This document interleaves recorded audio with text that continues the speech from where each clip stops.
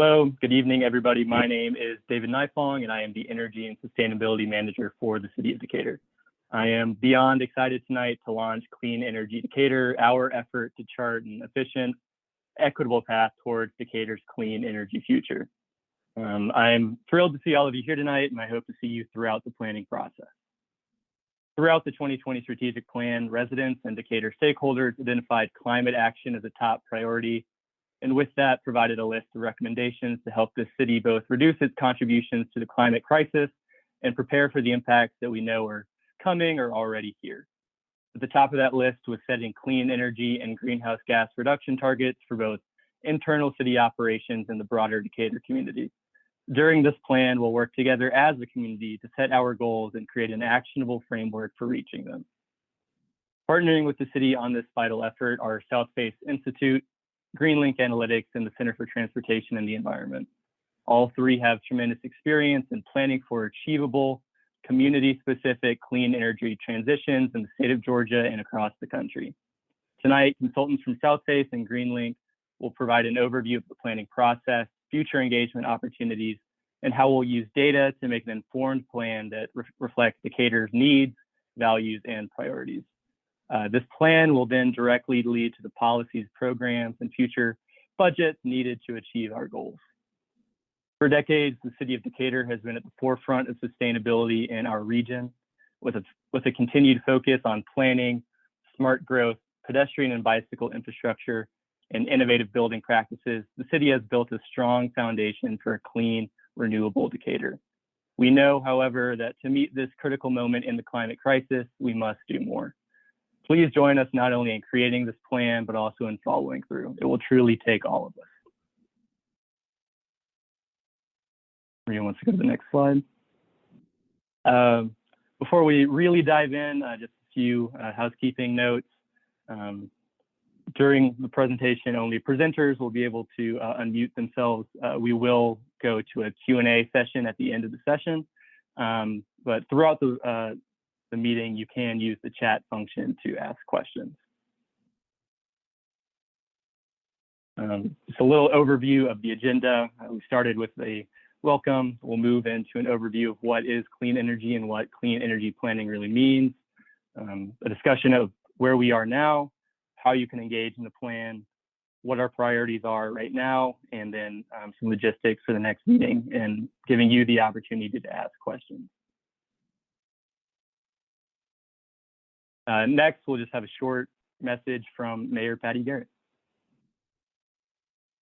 Hi, I'm Mayor Patty Garrett, and Decatur is making a clean energy plan. Decatur recognizes the importance of a high quality of life for its community now and in the future. Climate change is a critical issue that we in the city must continue to address. It's our responsibility to act now. An essential step to achieving cleaner air, protecting our environment, and reducing greenhouse gas emissions in the city is to continue to strengthen energy efficiency efforts and to move towards cleaner energy sources, such as solar and other renewables. Our first step is to develop a clean energy plan and to identify the steps needed in this transition, and we want to hear from you. In the coming months, we'll be hosting a series of public events to get input and to see the values and priorities you'd like to see in the plan. We would love for you to complete an online survey as well. To complete the survey, to learn more, or to get involved, go to cleanenergydecatur.com. Hi. And with that, I'll turn it over to Megan O'Neill from South Face.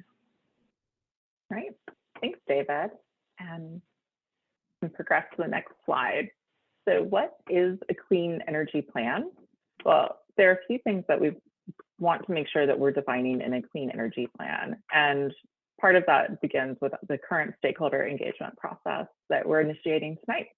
So one item is what is clean and renewable energy. That definition can vary depending on who you're talking to or the jurisdiction you're talking about. So what you see up here is just an example. This is what was employed by Athens Clarke County. And I can say that the items you see on this left column here are fairly common across jurisdictions, with a little bit of variety with regard to the items on the right. Occasionally they get included, occasionally they don't. We see this process as an opportunity to continue to discuss that, to iron out a definition that's Decatur specific. And you can also weigh in on this on the Clean Energy survey that's on cleanenergydecatur.com as well. Next slide, please.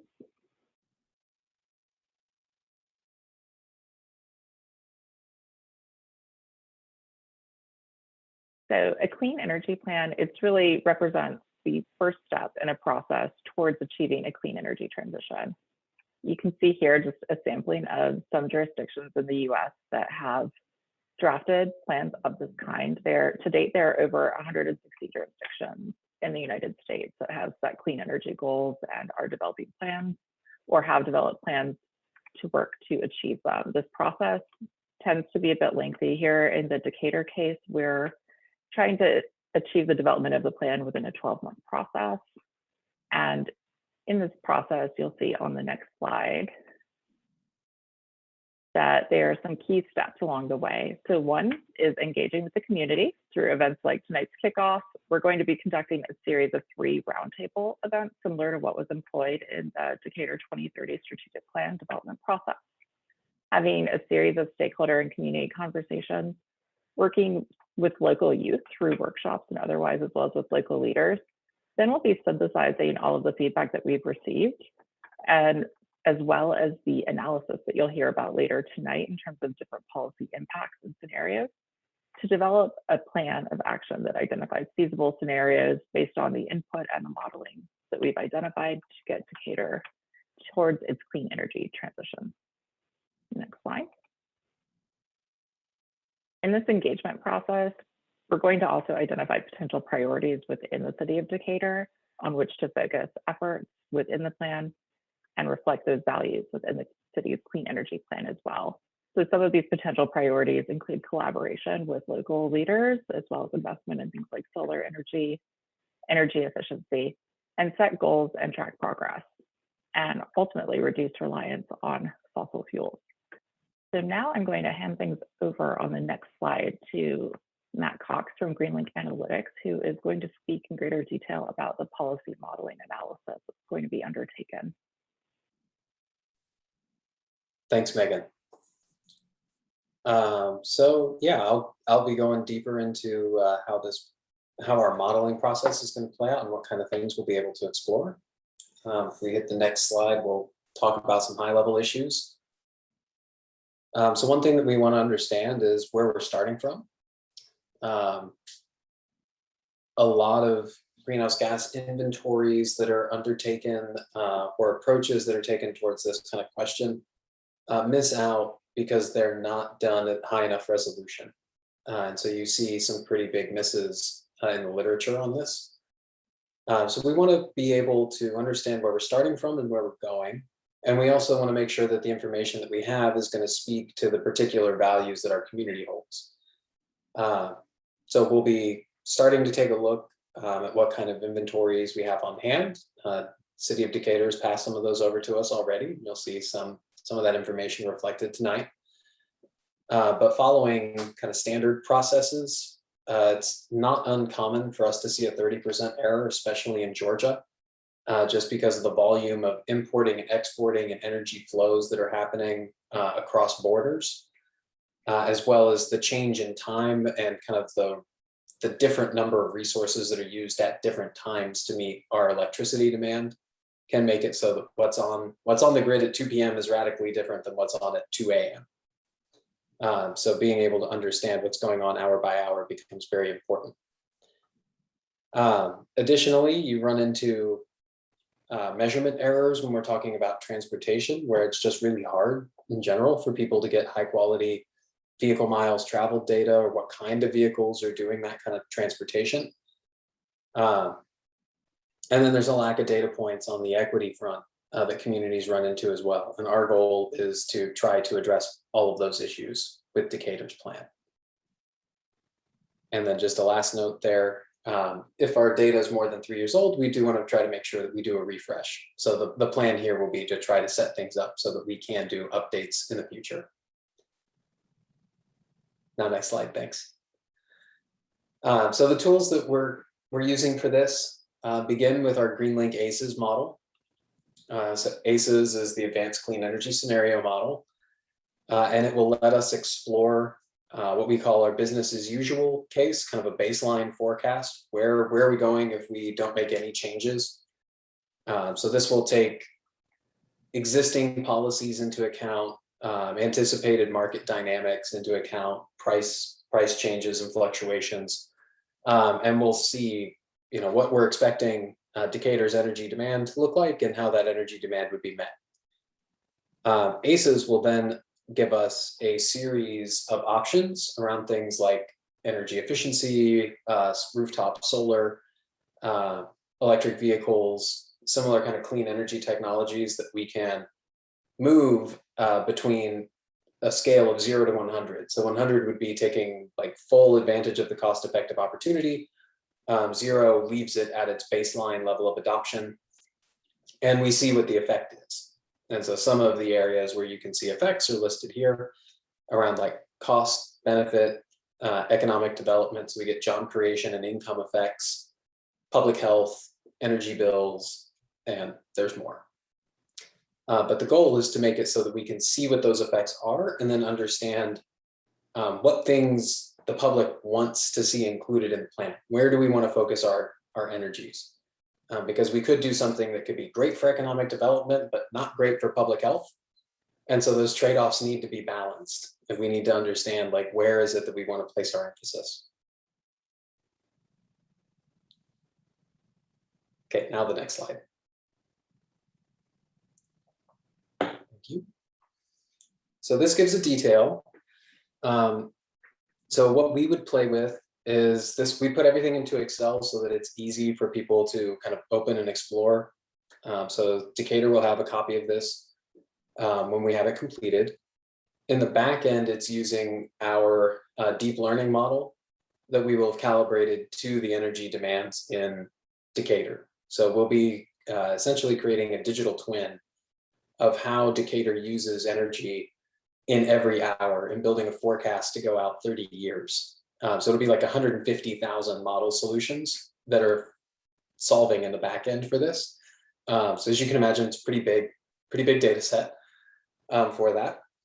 But as we kind of change these dials here, moving the residential energy efficiency potential up and down, the whole thing is resolving and figuring out what this will mean locally.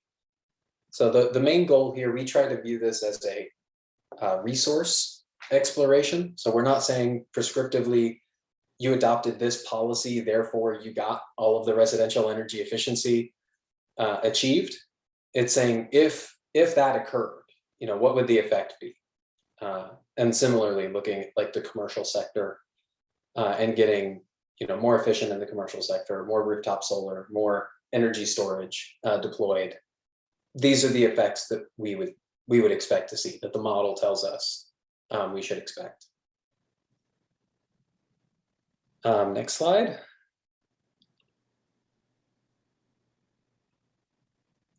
So this is what the bottom half of the model looks like. You see these, this report card gets produced. So don't take the numbers in here seriously yet, because we're still finalizing the tool. This is just kind of example information of what would be present, but you'll see things like the cumulative benefits and the cumulative costs. So how much money is it going to cost to achieve whatever scenario has been dialed in the model, and what kind of benefit do we expect to see returned? What level of solar or reduction in gas consumption are we seeing? What are the energy equity impacts? So this is one that we expect will get a lot of attention, but we'll be saying this is where energy burden in Decatur is today, and this is where it's forecast to go. And then with your selected scenario, how is the average energy burden changed within Decatur? And so that's another thing. Could get better, could get worse, depends on the choices that are made. When we take a look at the right-hand side here, you see the impact on economic development, public health, and bills. So we'll be looking at the jobs created side. So we're building out a model of Decatur's economy that takes a look at 550 different sectors and how money moves between them.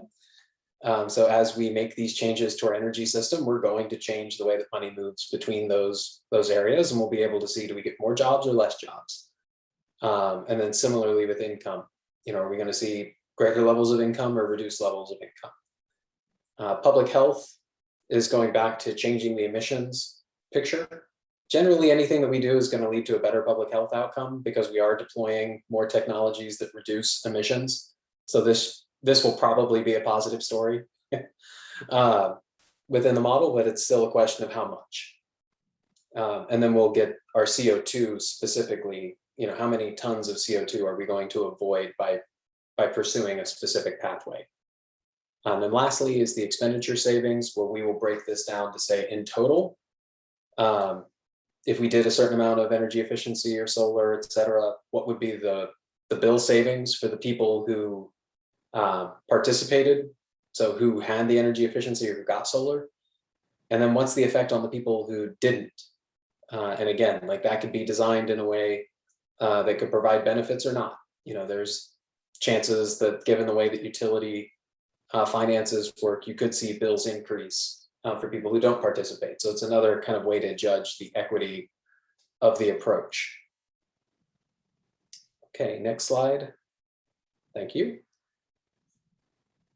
Okay, so we will also be providing a more specific breakout that looks at the particulars of job creation in the 12 most impacted industries, which is flagged here. So we'll be able to see energy engineering or insurance or architects, those types of job areas or construction is normally number one in these analyses, but we'll be able to see specifically for Decatur, how many jobs, but also what kind of jobs are produced. And so we'll be able to kind of tease those components out. Next slide. The energy burden data is, for those who are not familiar, I don't want to just dive in with terms. Energy burden is the percent of household income that is spent on utility bills. And when we take a look nationally, it averages about 3 to 4%. There's some variation year to year, but 3 to 4 is pretty typical. It's considered high if that number goes up to 6% and severe if that number gets up to 10%. And there are many spillover impacts of energy burden, mostly because people prioritize paying those utility bills over doing other things. And so recent survey data has shown us that about a third of the US population reported being energy insecure in the past year. You had 20% of the population report skipping a meal or not getting a prescription filled in order to pay a utility bill. There were about 10% that reported actually being threatened with a disconnection or being disconnected by their utilities. So we want to pay attention to this. And as you get up towards that 6% line, that's especially where you start to see more and more of those negative outcomes occur.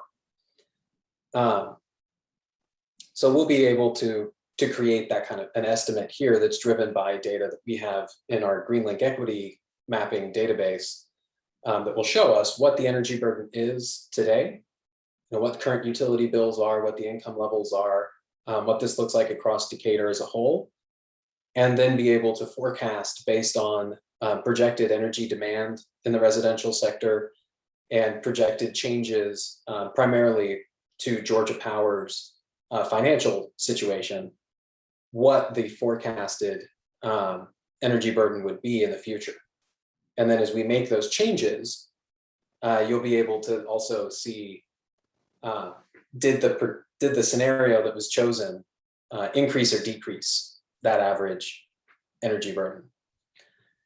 On top of that, you also do get the public health results. So we'll be taking a look at the damage to public health, the cost of public health per megawatt hour in each of those hours on the Georgia Power system. And then similarly for natural gas use in buildings, and then modifying as we change the way that we use energy and the time that we use that energy, how does that affect public health outcomes? And then lastly is the CO2 tracking. So similarly, we'll be looking at how many tons of CO2 are produced per megawatt hour from the system. And then as we change that timing and the amount of energy consumption, what's the new CO2 forecast?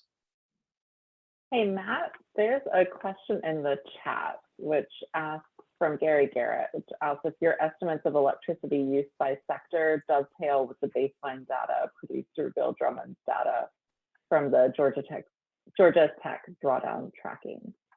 While they're segmented by county, I assume they could be drilled down to zipper census code. Yeah, so funny you should ask. The beyond carbon analysis that Georgia Tech did as a part of Drawdown Georgia was actually performed by us. So yes, it does. The major differentiation, I would say from our side, is that they needed their work to kind of line up with the EIA modeling tool that Georgia Tech was employing across the board, which is actually most comfortably used at a regional or a state level. And we'll actually be able to go down to the census tract or at the city scale. So the results that we're showing here will be at either of those levels.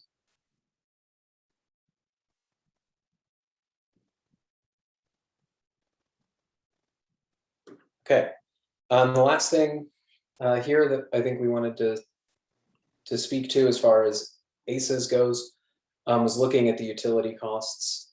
So in this case, we do have a fully calibrated model that reflects Georgia Power's financial operation at the back end of ACES as well. And so as we change those demand levels, we're able to see what effect this would have on their financial position and how they're likely to react. So if if their revenues are reduced by more than they're seeing in terms of operational benefits, then the expectation is that they're going to increase rates. They're going to ask the Public Service Commission to increase rates. And so then you've got this balancing of, did we decrease demand enough to offset any sort of rate increase? So the model will figure out how those dynamics will play against each other. I would say this is the one spot that we have to be kind of I have to put the most caveats around and be the most careful on, because the model is solving what would happen in a rational mathematical way.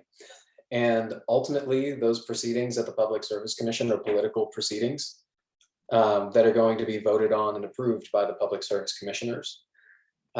So, they bring a lot of data. There's a lot of stuff that gets debated, but ultimately that's a decision and a vote that's happening, and it's not necessarily giving you what the world's most optimal outcome would be. So this would be, I would flag this is our best guess of what would happen. But there's significant levels of uncertainty and things we can't control for as a part of the analysis. Okay, and then these are some early stage forecasts that we're looking at. So we're marking them with preliminary because we're still vetting this, and they're subject to change a little bit here. But what we're seeing today across Decatur, residential and commercial buildings accounting for the vast majority of the energy consumption, and that's not really expected to change. We are looking at an expected reduction in that energy consumption. So that's generally driven by naturally occurring energy efficiency changes to the economy. So we're not projecting that Decatur is going to shrink, that the economy is going through some kind of recession for the long term here. We're expecting that things are basically performing better. We're seeing performance improvements in the long run. And similarly on the natural gas side. So, but we're predominantly residential in the gas sector, and then commercial on the electric side.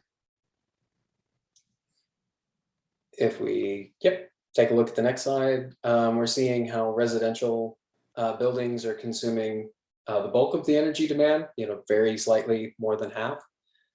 but are producing slightly lower CO2 emissions than the commercial sector. And then again, similarly, we're seeing emissions reduce a little bit through 2050 under our baseline forecast.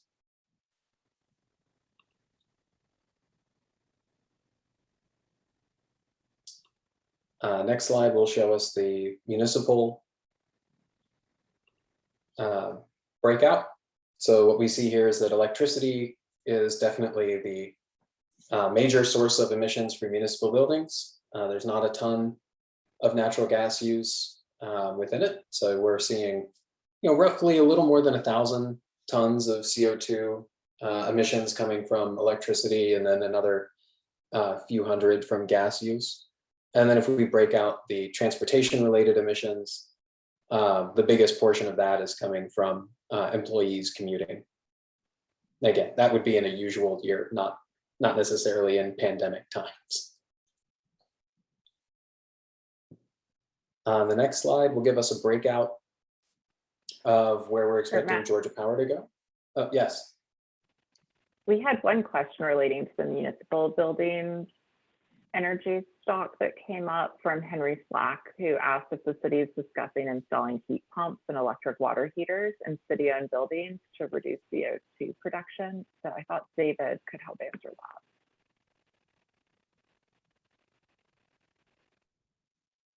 Yeah, so as part of this process, we have already conducted energy facility audits at 8 of our main city buildings, and they identified a whole slate of energy efficiency upgrades that are possible at each location.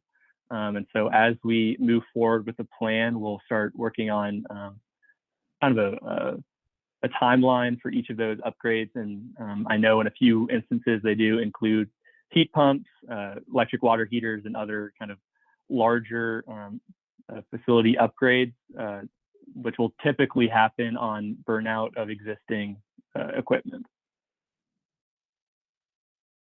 And David, there's another question, which is asking if the numbers for the municipal buildings include the city schools. So they do not. These are only the meters that the City of Decatur owns and operates.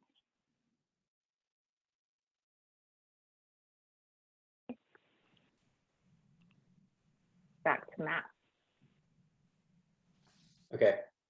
Diana, we will get to your question after I talk about the fuel mix. So yeah, this is how, this is based off of Georgia Power's last approved IRP. So this is where we would expect them to go. I want to flag that they will be issuing a new IRP, a new proposal of how they want to meet energy demand for the next 15, 20 years in January. So we will be closely watching that and adjusting this as that new information comes out.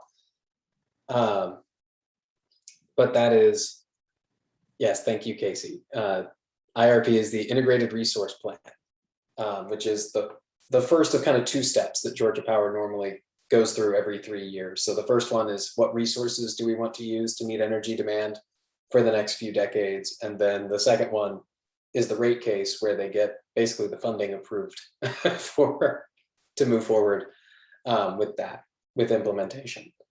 But based on what's been filed, we're looking at today seeing a fuel mix that's got more natural gas than anything, relatively low on renewables, but that changes over time. And the biggest changes that occur near term, like through 2025, the biggest impact is bringing online Vogtle 3 and 4, so the 2 nuclear units that have been under construction for a while. When those get brought online, you see the nuclear generation increase as a % of the total fuel mix. And then out through 2035, you see solar take that jump. So that's really, by the end of this, the 2035 line, we're seeing solar increase from about the 3% mark where it was in 2018 to 23% by 2035 is what the current forecast looks like.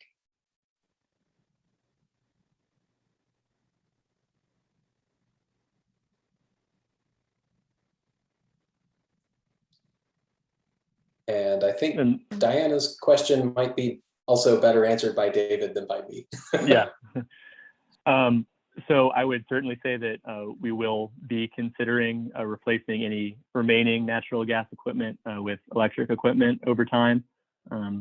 We'll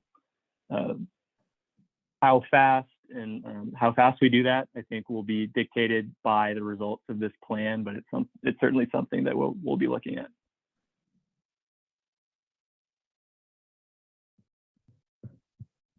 And also, this past slide from Matt felt like a good opportunity to bring up a point that Casey Boyce made earlier, which is that Decatur could choose to play a role in some of these public service commission proceedings and make decisions around these generation mixes.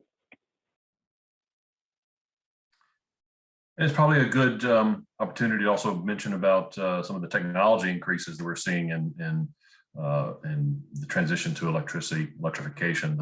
For those of you who don't know, the heat pump water heaters are a big opportunity that are happening. And so keep an eye out for that as we look at some of these opportunities and technology upgrades over time. So, but hello, everyone. I'm Robert Reed. I'm working with Southface on the community engagement portion of the project. And so just wanted to let everyone know we're really sort of kicking off a part of that this evening as well, in that there is going to be a survey. I think we're going to be putting that into a link into the chat, if I remember correctly. If hopefully that'll get it into the chat as well. So there'll be a survey that it'll be ongoing that we want you to talk about, as Mayor Garrett had mentioned. But going around the engagement component of this, in true Decatur fashion, there will be a multitude of opportunities to engage with us during the development of Decatur's Clean Energy Plan. And because of the innovative and technical nature of clean energy, there will be several Clean Energy 202 sessions. These are going to be basically good information sessions delivered as webinars with questions and answers. And the great news is Decatur is home to some of Georgia's most notable leaders in clean energy advocacy and industry. And many of you are on the webinar tonight, and we appreciate your attending. And we're tapping that expertise to provide webinars on a myriad of clean energy topics, as well as for input on the plan. So keep an eye out for the rollout of those sessions. And don't worry if you miss one, we're going to be recording them and making them available in a variety of locations, including on the website cleanenergydecatur.com. Also following Decatur tradition, the planning team will be hosting a series of roundtable webinars on the 3 pillars of the plan: community and equity, clean energy and economy, and the built environment. These sessions will be your opportunity for information exchange and direct input to the planning team as we analyze data and develop scenarios. Go to the next slide for more engagement opportunities. So all of this sort of is leading up to a charrette in mid-March of next year. Southface uses the National Charrette Institute format, and we have credentialed charrette managers on staff that will be bringing the charrette to you. We find that the charrette format lends itself well to planning efforts and helps build the enduring support necessary for implementation of long-range plans. These charrettes, create lots of engagement. People help understand the plan even more. They feel like they've been part of it. And so in 5 years, when there's a new opportunity for either an update or some new initiative or program being implemented, there's the support because people remember being part of the charrette. So we welcome all of you. I saw there was over 30 people on this meeting already. And so please get it out to your network that we're going to be having multiple opportunities, and the charrette is sort of the core of this. The charrette will be held somewhere in downtown Decatur and will feature open house reviews at the beginning and end of the charrette, as well as drop-in hours. And so for those of you who are maybe used to sort of an evening charrette where you go and sort of like in this picture have some planning around it, what's going to happen, we're actually going to be hosting it over at least a 2-day course of 2 days. We're gonna have sort of a kickoff meeting, whether or not that's virtual or in person, depends of course on COVID, but we will all be meeting, all the planning team will be meeting somewhere in Decatur, and you'll be able to come in and drop by and we'll give you a rundown, show you sort of the latest ACEs models that Matt was showing us and what some of those results are, some more information on the various programs, and as you're going to see here in a minute, get additional input. We're going to have some initial input here, prioritization exercise here in a moment. So the whole goal of this, of course, is to watch your input arrive and become part of the plan. And so you'll be able to watch that over this process. And then afterwards, there'll be, once a draft of the plan is completed, we're going to have additional virtual open houses in this sort of format as well to allow additional questions and input opportunities. And you'll be able to find all of the future information on the cleanenergydecatur.com website.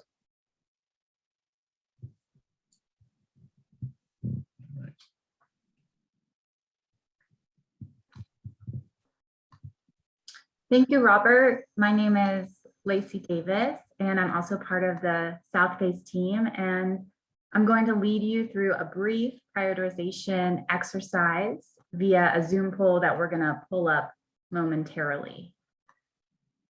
So your responses to each of the survey poll questions that we're going to pull up will be anonymous. And the goal of this exercise is really to examine the three primary sectors of Decatur's energy use. So the sectors are residential, commercial, and transportation. So our goal here, right, is to get some input from each of you regarding which sector has the greatest opportunity to contribute to clean energy solutions. I'm going to briefly go over each sector. They each have different opportunities and challenges. So regarding the residential sector, energy rates in Georgia, we know, are very low, which creates insufficient incentive for infrastructure upgrades that would be necessary in order to offset the costs of utilizing clean energy. So that's a challenge. But however, weatherization for low-income households does it create an opportunity for the residential sector. So in the upcoming 202 educational sessions that we'll be hosting in the coming weeks, stakeholders can learn from a Decatur resident and fellow South Facer Mike Barsick about the King Day of Service work, which really helps families reduce their energy burden through some of these weatherization upgrades.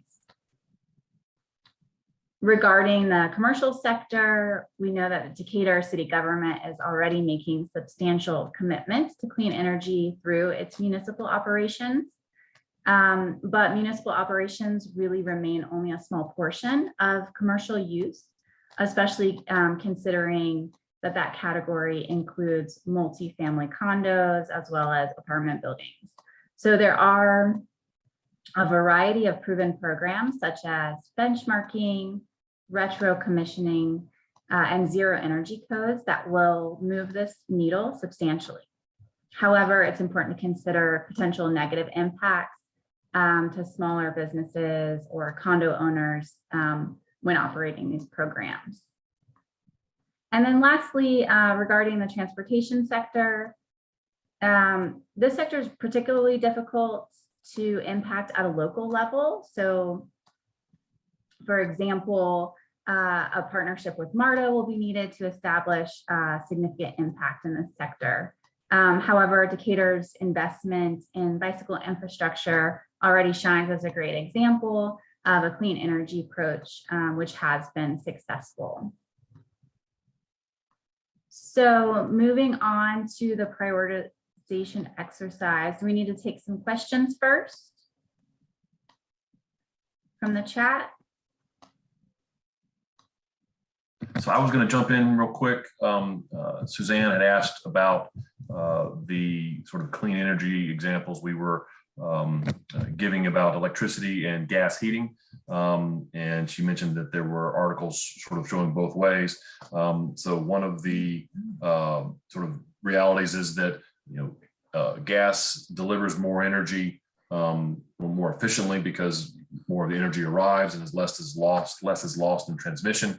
But there is the greenhouse gas element of heating with gas, whereas electricity has obviously greenhouse gas emissions as well.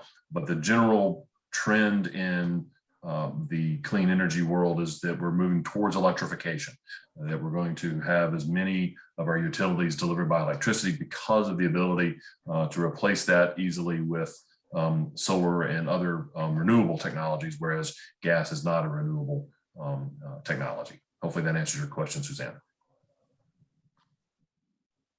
Robert, if I may, we did a study on this earlier this year, looking at the Southern Company system too, and what their baseline forecasts look like.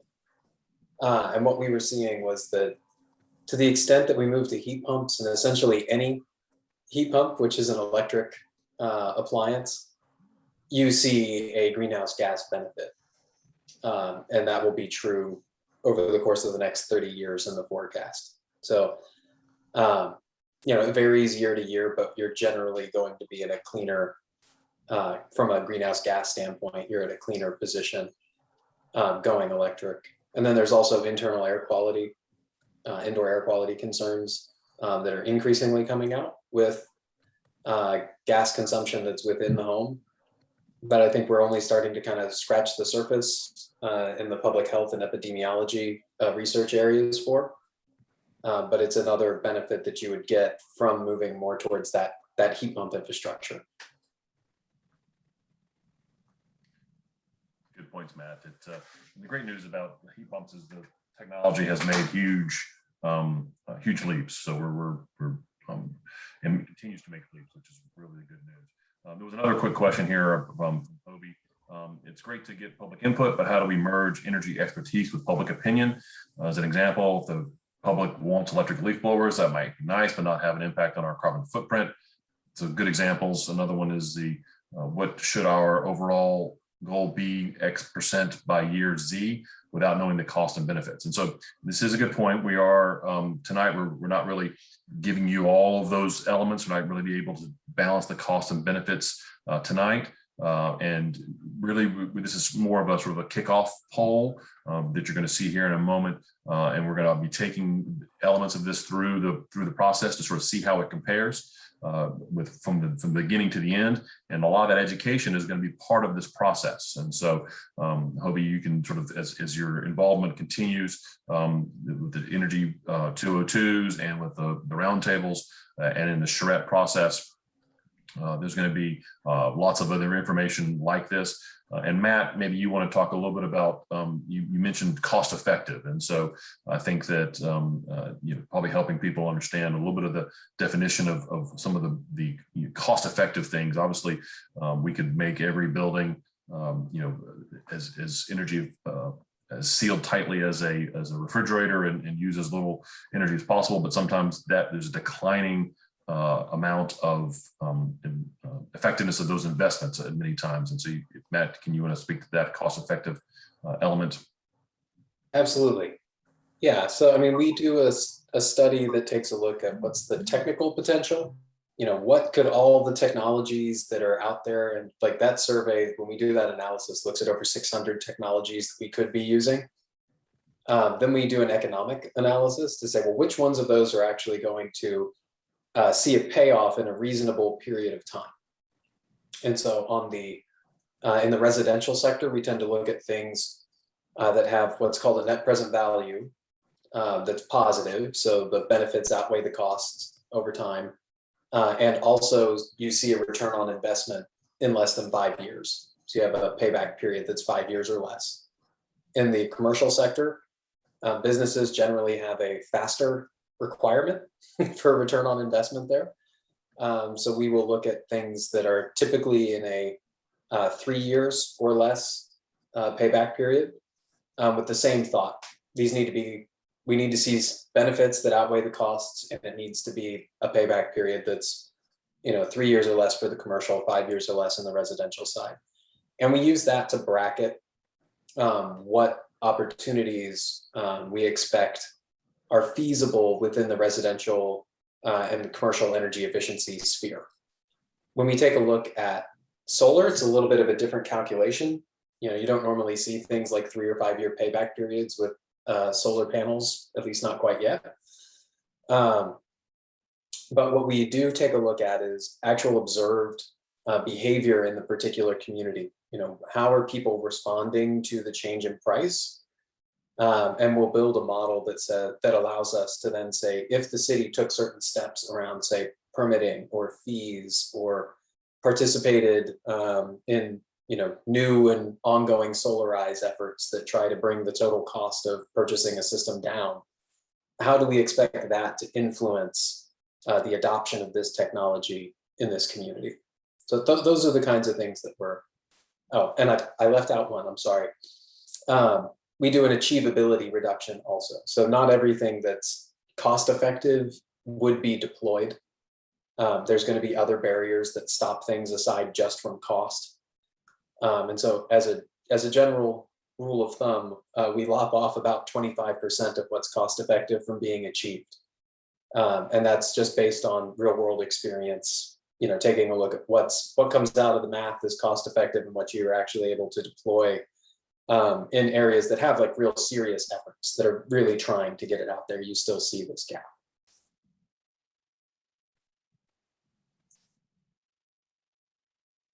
Thanks, Robin. Sure, Matt. And so I think we'll move into the polling now. And again, this is sort of a preliminary polling process, and the poll should be popping up here shortly, and you can have a little bit of input. And again, we'll collect this, and it's really sort of your first impressions of what's going to be possible in some of these things. Lacey, you want to take it back? Yeah, so there's going to be 6 questions total. The first 3 are going to talk about greenhouse gas reduction.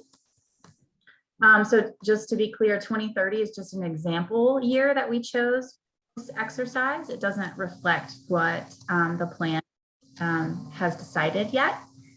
So what we're looking for in the first 3 questions is really sector has the greatest opportunity and responsibility to contribute to clean energy solutions. And then if you move to the next slide,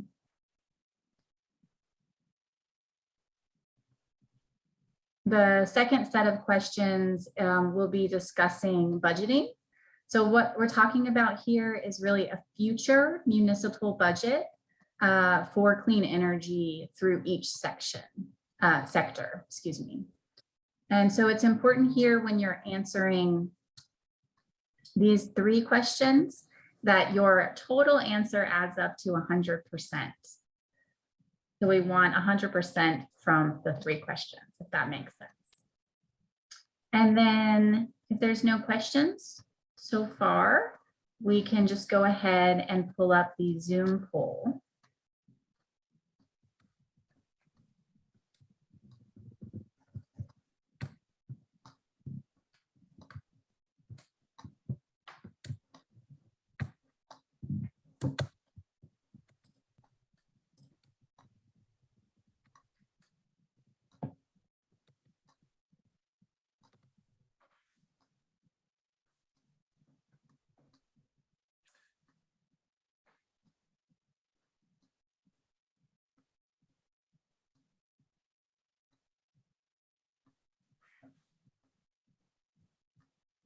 So Maria should be pulling up the Zoom poll now. It might just be taking a moment. It's coming up. Great.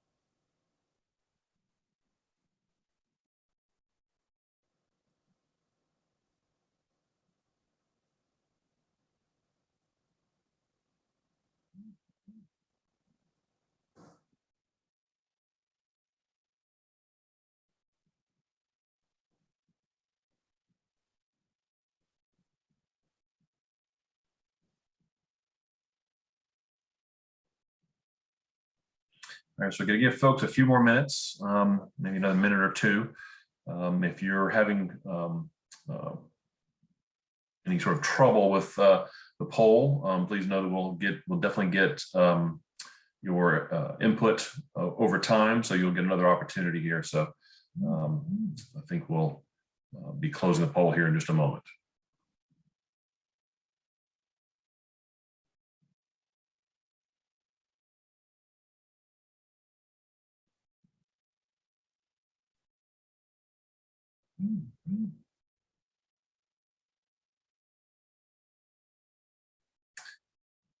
It looks like Michael Black is circling things on the screen. Thank you for adapting and overcoming, Michael.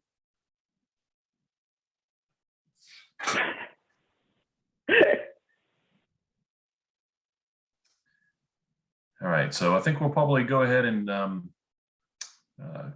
let's see here, close out the poll. Give you another moment here if you have another moment here to fill it out if you're close and haven't finished.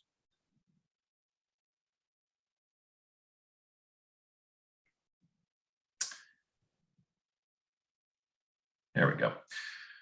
So we've got on the first question, Clean Energy Plan prioritizes the residential sector.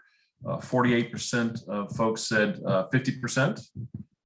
And then what percent of the GHG carbon, GHG should be the Clean Energy Plan prioritized for the commercial sector. So it's a tie between 75 and 25% at 33% of the audience, but it's very evenly distributed. And then we are looking at the transportation sector. 38% said a 50% reduction, which is a pretty substantial reduction for transportation. And then budgeting going forward, 52% of people said 50% for residential.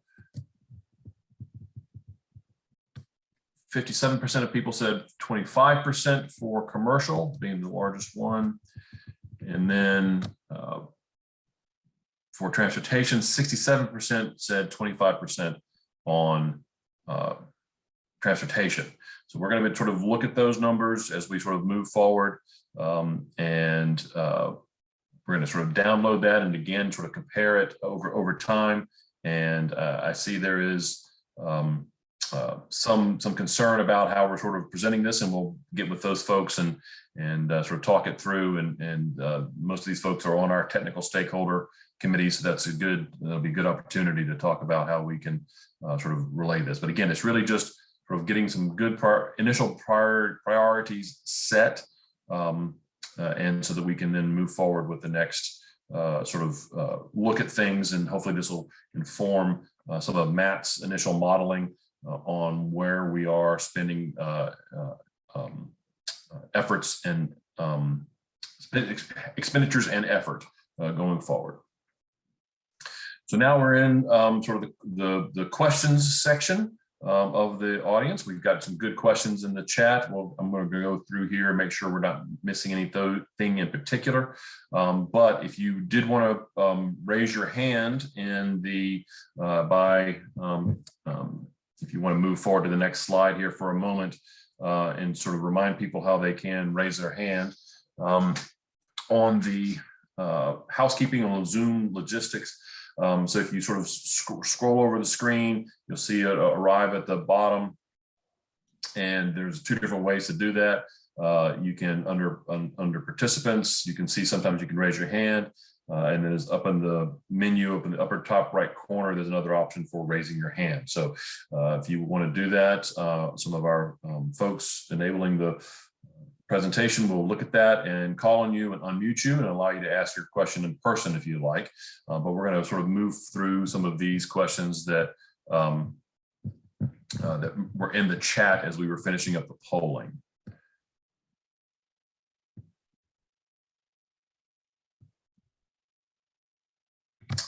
Good question here from Diana Burke. The City of Atlanta adopted a 100% clean energy plan by 2035. what are the challenges they are encountering as they try to enact their plan. Megan, I think you may know the most about our some of the City of Atlanta initial work, but if that's a good question for you, that'd be great. Sure, and others chime in if you have anything to add to what I say. So some of the primary challenges are, I think, what a lot of jurisdictions face, which is resources and prioritization. So the City of Atlanta passed a very ambitious plan, and these are long-term transformational goals, and they require like not insignificant amounts of funding, as well as resources and passing laws and policies to move things forward. So they've put a lot of things into motion, especially this past year with the beginning to convene the Clean Energy Atlanta Advisory Board, but it admittedly has been slow going.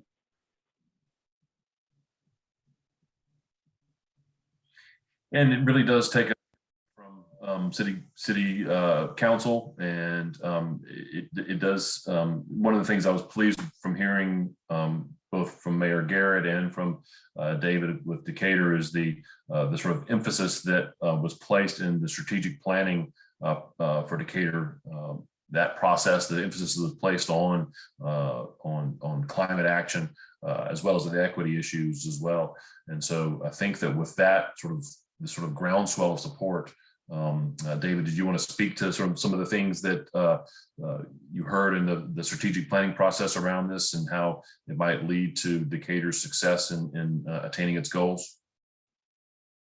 So I would just say that Decatur is a community that achieves the goals and the strategies and the recommendations that it puts forth in its plans. We had an A rating on the 2010 strategic plan, and we are expecting to do as well, if not better, for the 2020 strategic plan. And so I would agree with what you said, Robert. I think all the effort that folks on this call and other folks in the community put into the strategic plan will really pay off as we move forward with creating and implementing this clean energy plan. We know that it's a community priority, and we also know that it's an opportunity to help us achieve some of the other goals in the community.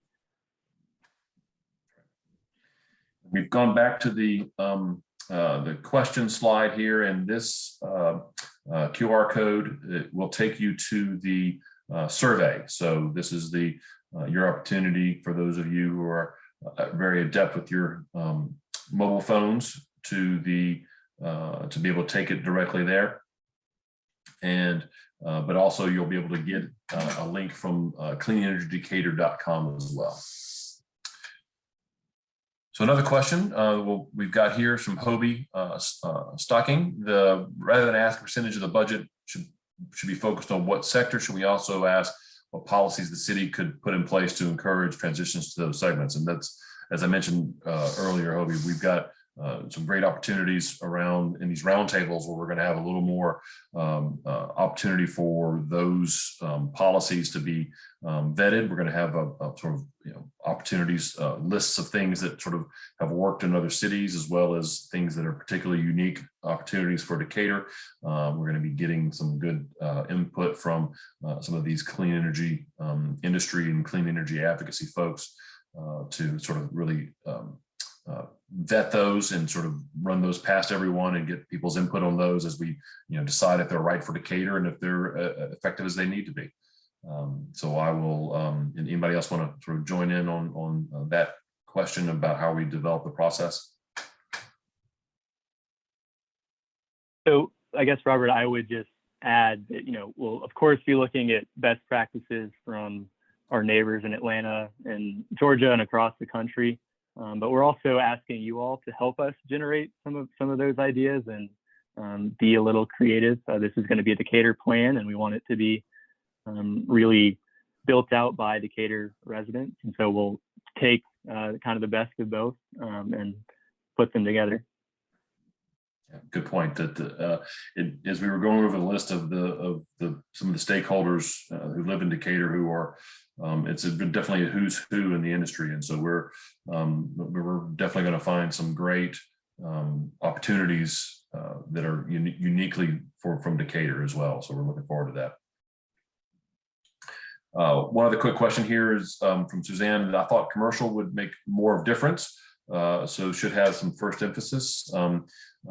As we saw, the balance of energy in particular was almost even, and more gas in residential and more electricity in commercial. And so, this is part of the modeling process, is discovering which of those sectors will result in, which efforts will result in the greater greenhouse gas reductions and sort of this transition to clean energy. It's a good point that commercial is a big sector, but Decatur is primarily a residential little town, and so it is. There's definitely some opportunities in the residential components, residential sector as well. Although those, as Lacey mentioned earlier, those are can be difficult to implement and difficult to incentivize. Yeah, if I speak in some general terms there, Robert, to build on what you said, Please. Typically what we'll see, and again, we're still buttoning down the numbers here, so we'll know more firmly shortly. But generally, what we see for our area is that the commercial energy efficiency work is the least cost clean energy resource, kind of bar none. That's going to be the cheapest thing for us to pursue. So if we want to go after those, if we want to prioritize cost effectiveness, and we're talking about values and cost effectiveness being one of those, then that becomes, kind of a leading light priority. But when we're thinking more about energy equity and the effects therein, then more of the residential work would be prioritized in that circumstance. So I think it really does come out to what's the discussion of values and how do we want to allocate our resources to kind of realize those values across the community. Okay, that it really is the cheapest energy is the energy you don't use, and so that's always was our Southbase's founding executive director's favorite quote. And so we all miss Dennis. He's still working in the sector, but it was always his mantra, and we love bringing that forward and continuing it today. So we had a question here from Henry Slack, and he reminded us that we didn't really talk about the sort of timeline after some of the engagement. And either Megan or Maria, perhaps, you want to speak to when the plan is to be, when the drafting sort of component of the plan is over. Obviously, we can't control any of the actions by City Council in adopting it, but as far as having it ready for their action, when are we talking about that? Sure. Thanks, Robert. So we did mention on an earlier slide, which Maria could potentially go back to, on engagement opportunities, which does provide the dates of some of our scheduled events. And then with regards to the overall project timeline, thanks, Maria. We are targeting a 12-month period to have the plan developed and in front of the City Commission. So we got started late summer, so we're looking towards next summer in terms of adoption. I think I'll hand that question over to David. So I would say that we really set out an ambitious timeline for kind of a 12-month planning process. And technically, we started that back in July with kind of some internal kickoffs. And so we're hoping to get this drafted, released to the community, revised and adopted by the end of June of next year. And again, that is ambitious, but I think the moment calls for it. And so that's the timeline that we're envisioning right now. Thanks, David.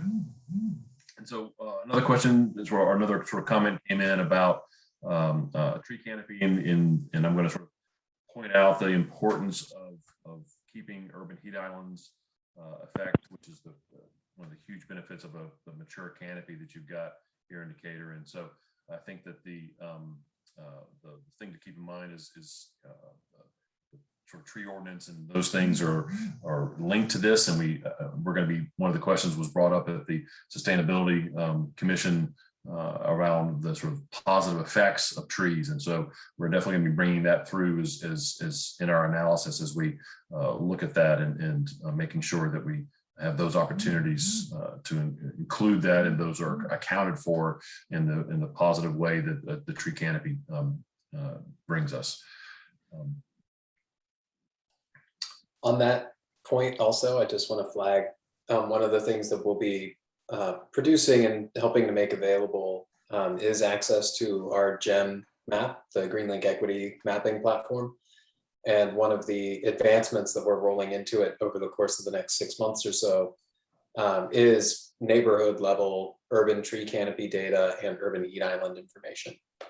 So that will be something that you can explore and just see also how that varies across Decatur. So there's certain areas that are, have a predominance of green space and other ones that are dealing with higher levels of heat island and like what those differences are. A great comment here from one of our experts, Mike Barsick. He points out that even though bang for the buck is best in energy efficiency, that seeing solar panels sometimes has that sort of public outreach, and it seems a little more visual. And so we'll make that sure that's the truth. That it's already, if you look around Decatur, the number of people adopting it, and you look at the Google Earth satellite views, it's very notable that the solarized Decatur and solarized Decatur DeKalb was a big success in Decatur, and so it's definitely a great motion there. And I think something here from Henry Slack around Drawdown, Georgia. We're definitely, I think, as I understand it, Southface is deeply connected to that work, in particular with some of the work at Georgia Tech. Anyone want to sort of mention that? Drawdown, for those of you who don't know, is a great sort of pathway for carbon neutral world, or drawing down the amount of carbon in the world. It is one of the things pointed out here was drawdowngeorgia.org is a great source of information. That is the work that Georgia Tech is, a lot of work that Georgia Tech's doing with I'm sure GreenLink as well as Southface support.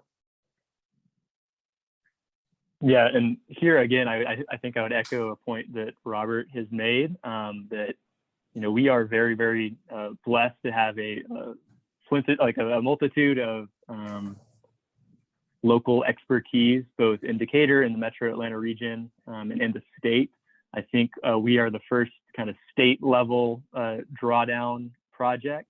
And so we're looking to bring some of those folks that worked on the Georgia drawdown into our Decatur Clean Energy 202s that we're going to be recording and sharing intermittently and playing before our roundtables.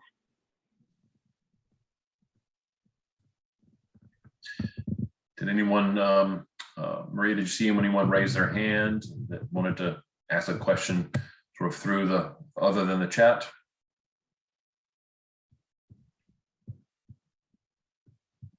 Doesn't look like there was. I'm not seeing any raised hands, but let me know if I've missed you. I'm kind of scrolling through continually. So feel free to put it in the chat that you've raised your hand or I've missed it. That's this. So we did just see a question from Lee Leonard regarding a residential solar tariff that Southern Company is offering.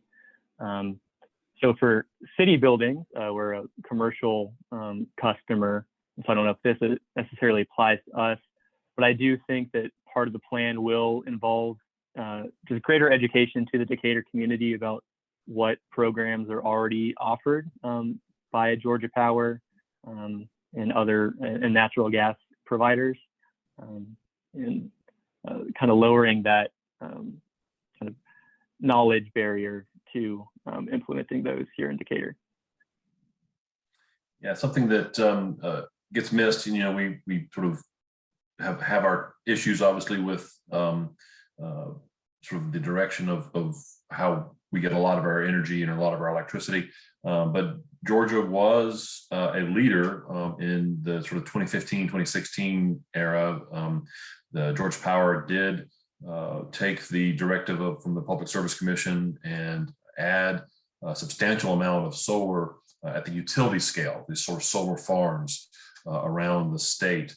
That was a substantial piece in this question about the tariff for the solar.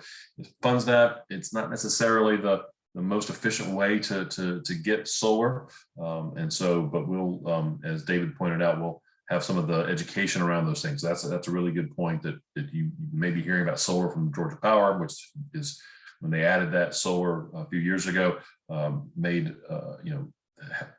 Georgia was a leader for a while in the amount of solar added on a year-over-year basis, and it was a very effective addition to our solar mix, as you can see in the charts that Matt had put together.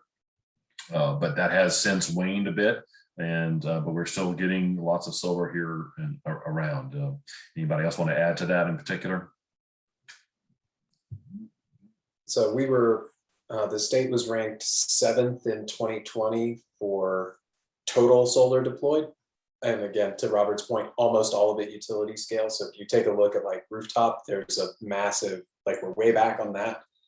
But as far as utility scale solar, we were 7th in 2020. That we did drop to 9th in the latest industry rankings, but still a top 10 state for development. So it does, and if I remember correctly, I heard Georgia Power at some point acknowledge that it is among the cheapest of their provisions, or cheapest of their sources of energy. And so it's just a matter of how we get it implemented and expanded, that we have to deal with some of those issues at the PSC level, which is unfortunately out of the control of this plan to a certain degree. But there's definitely something we take into account as we build this, as we look at the plan and build the plan. Speaking of building, a good question here. Assuming Build Back Better, that's the sort of federal bill working its way through the federal Congress, federal legislature. So David, perhaps you can talk a little bit about how effective Decatur's has been at getting sort of federal funds around sort of clean energy, not necessarily clean energy, but funds from the federal government in general. I know that you all have a very effective sort of government structure for implementing those and have had some good success there. Yeah, so I would, on this point, just say that being ready is really kind of the most important thing when those funding opportunities arise. Having the information necessary to put in an informed application for those funds is really the most important thing. So something that we've done in the past through the Georgia Environmental Finance Authority with funding through the Department of Energy was do some analyze the critical loads at some of our public facilities and how we could meet those with solar and battery storage. And then we had that report, and then when funding became available, we were able to turn that around, put in an application and receive that funding. So we're actually receiving proposals right now for a solar and battery storage system at our Public Works building. That will be wrapping up shortly, and we're hoping to get that project started before the end of the year. So it would be something pretty similar to that, doing our homework now so we can be ready in the future. Yeah, it's sort of the equivalent of a shovel-ready project, if you all remember that phrase from the 2008-9 sort of era. It's when you've got a plan in place and have shown success, you're more likely to get some of the funding. So it's good of Decatur to be on top of that. All right, let's see what else we have here. Feel free, people, to raise your hand virtually raise your hand. We'll be glad to let you speak these questions as well. Yes, Casey was sort of reiterating the ARA funding. Sometimes it's difficult to get the commercial owners to take advantage of it, but there was a lot of funding available. And Michael Black brings up how can we prime that pump in general. If again, it sort of has that having the structure of a plan in place and having programs up and running, always allows for additional expanded funding when it does come through. And I see Mike Barczyk with his hand raised. There he is. Hey, this is Mike Barczyk. Hi, everybody. Thank you. Hi, Robert. Robert, I put something in the chat, and Casey may have kind of answered it, but it was an interesting idea that the solar tariff thing you were discussing kind of made me just want to ask, is it possible for a municipality to fund improvements and that revenue is actually collected from the utility, like the utility gets the revenue and then turns it over to the city? I have no idea how complicated that would be, but it does sound pretty interesting as a concept. Thank you. Thanks, Mike. And one of the things we're going to be looking at, and I'll let Megan sort of chime in here if she's got something to say. There is an agreement, the franchise agreement that occurs between the cities and Georgia Power, and a lot of cities have their own utilities. A lot of cities, the electric cities of Georgia, all over Georgia, have their own utility, and it pays for a lot of municipal operations in many of these places, and so that opportunity is there. I don't want to say anything more about what's possible inside of that, and we'll let David sort of speak to that a little bit if he has a thought on it. But it is there is always some opportunity to sort of talk to Georgia Power and in a good positive way, try to sort of put funding in place to move these things forward. So I'll actually turn this over to Matt. It looks like he has a pretty good answer. Thanks. Yeah, so with respect to, what came up in the chat was the pay-as-you-save programs, where the utility is going to go ahead and bring forward the funding to make the initial investments in energy efficiency improvements and home energy performance improvements. And then the cost of those get added to your monthly energy bill.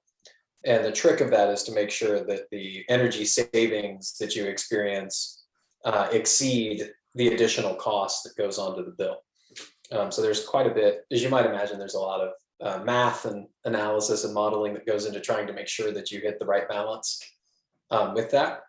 But Georgia Power has had a pilot program that was approved by the Public Service Commission in the 2019 Integrated Resource Plan that's been piloted in Atlanta and in Athens for this period. We're not sure whether Georgia Power is going to seek to move that pilot program to expand its offering. Frankly, we'll know in January what they're going to propose. And right now, all options are on the table. They could choose to stop its operation, to keep it as is, or to grow it. Those are all options available to them. But we do know that there are certain folks that are on the commission that very much support this approach, who may ask to see it expanded. Thank you. I actually wasn't exactly referring to pay as you save, and I'm not sure if it works the same way, Matt, but it's something maybe just try to ask a little another time. But I guess I was thinking more of, in essence, everybody gets everyone in the city limits of Decatur, any meter in the city limits of Decatur, including gas, gets a 1% fee that's charged to it. And then that money goes into a pool, and that pool is essentially used to do weatherization. It's a little different, I think, from what you described, which is more of a one-on-one, like the power company loans me the money, but I'm talking about pooling resources, because I think you could be more targeted with who you're helping in that situation.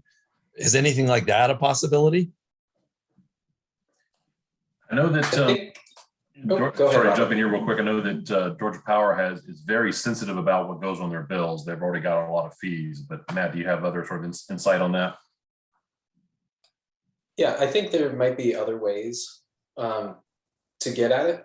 So there's certainly examples nationally where, like, Denver recently passed a referendum, a ballot initiative last year that's now doing exactly what you asked about.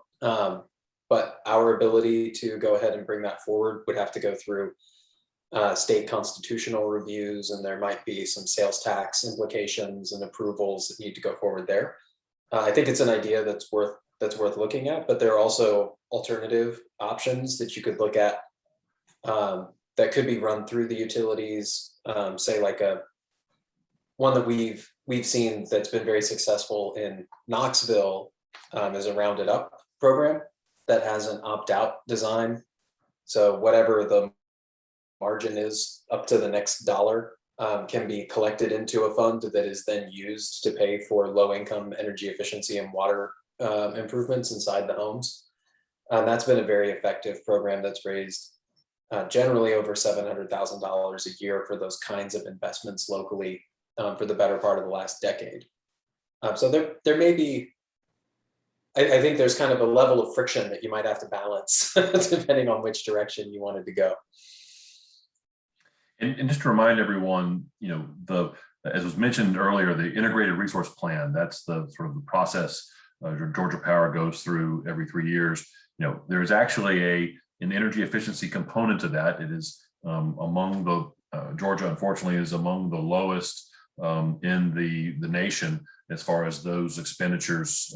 Many other states have much higher efficiency programs implemented by the power companies, and so and this is an ongoing battle. And so ultimately, it's Southface and many of the other advocates for better expenditure of those dollars often sort of try to engage Georgia Power at the Public Service Commission process with varying levels of success. And so I think that it is there's always an opportunity to take a really good program and sort of try to sell it to Georgia Power in particular. PAYS is a good example of that, as you said, and maybe this is another one that might be affordable.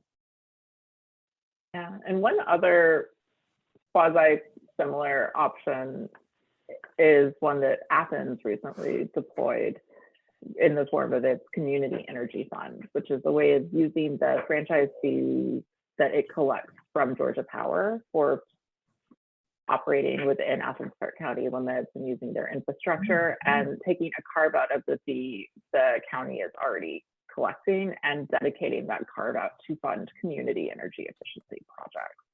So there are quite a few different avenues to get access to funding for these sort of programs that are within the local government purview as well.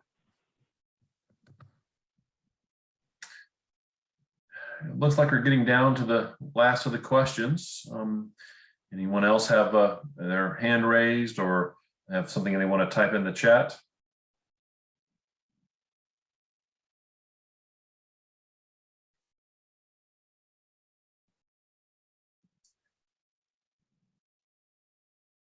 If not, I think we're closing in on closing out. Am I forgetting anything else, anyone? No, Robert, I would just, again, encourage folks to visit our website, cleanenergydecatur.com, take the survey, share the survey, and send us any questions or comments you have to cleanenergydecatur@gmail.com.